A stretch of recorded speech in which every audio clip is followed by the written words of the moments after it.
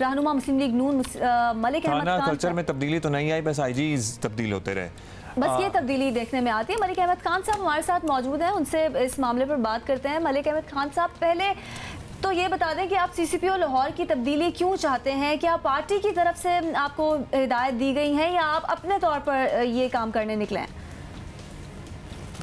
जी, आपका बहुत शुक्रिया। देखिए, मेरा सीसीपीओ के साथ कोई ज़ाती मामला नहीं है। सीसीपीओ के साथ मेरी उनकी अपॉइंटमेंट जो एक गैर कानूनी तरीके से की गई है। ये रिक्वायरमेंट है पुलिस ऑर्डर 2002 की कि पीपीओ यानी आईजीपी की रिकमेंडेशन आती है और उसके बाद फ़ैसला किया जाता है।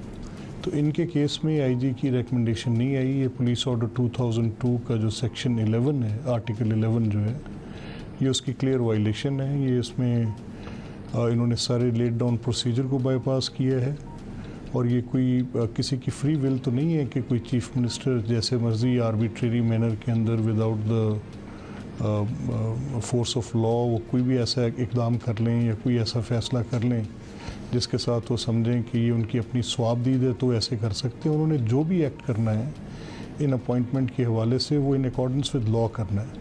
और कानून जो इस चीज़ का है वो पुलिस ऑर्डर 2002 है और पुलिस ऑर्डर 2002 के मुताबिकत से जो भी ऑर्डर्स नहीं होंगे वो गैर कानूनी होंगे। तो इस बुनियाद पर उसको हमने चैलेंज किया है। अच्छा मलिक साहब, अब एक शख्स की तब्दीली से क्या हासिल कर लेंगे? क्या बेहतर नहीं है कि इस मौके का फ़ायदा उठाते हुए अपोजिशन पुलिस रिफॉर्म्स लाने का मुतालबा करे? थाना कल्चर की तब्दीली जिसका हुकूमत वादा करती रही थी उसके लिए हुकूमत पर दबाव डाले, या फिर वही बात, फिर आवाम तो समझते हैं ना कि पुलिस का कल्चर ठीक हो जाएगा तो किसी भी सियासी जमात के मफाद में नहीं रहेगा।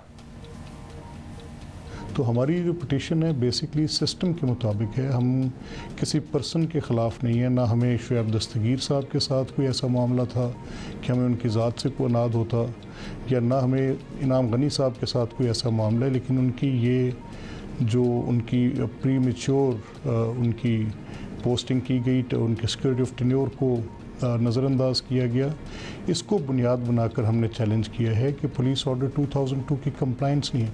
तो exactly we are talking of those reforms, जिन रिफॉर्म्स की बात, यानी पॉलिटिकल इंटरफेरेंस नहीं होनी चाहिए। देखें ना, एक आईजीपी को मैक्सिमम 4 माह से ज़्यादा का अरसा नहीं मिल रहा, तो पूरी पुलिस का मोरल जो है वो बर्बाद कर दिया उन्होंने। ये it is not about one IGP, it is about the chief executive of the province. वो अगर एक के साथ नहीं चल सके, दूसरे के साथ नहीं चल सके, तीसरे के साथ नहीं चल सके, तो और पॉलिटिकल इंटरफेरेंस क्या होती है? अच्छा मलिक अहमद खान साहब, अगर सीसीपीओ साहब के हम इस बयान को इस बात को भी एक तरफ रख लें, क्योंकि इस पे तो बहुत बात हो चुकी है, ये बयान एक माइंडसेट की नुमाइंदगी करता है जो अब भी औरत को मर्द के बराबर नहीं समझते।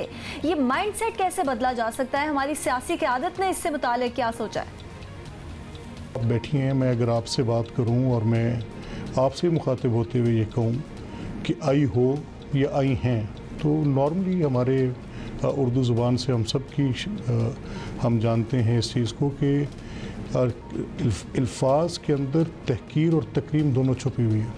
यानी कैसे अल्फाज का चुनाव आप करते हैं। तो ये ना सिर्फ कि ये एक इशू था कि उन्होंने इसमें विक्टिम ब्लेमिंग की, इसमें तहकीर का एलिमेंट भी था। अब ये कैसे इस किस्म के माइंडसेट के साथ आपने कॉम्बैट करना है? क्या ये कोई कुरून वस्ता का दौर है, मिडीवियल एज के अंदर हम बैठे हुए हैं कि ये इस तरह की बातें, कोई ट्राइबल सोसाइटी में हम हैं?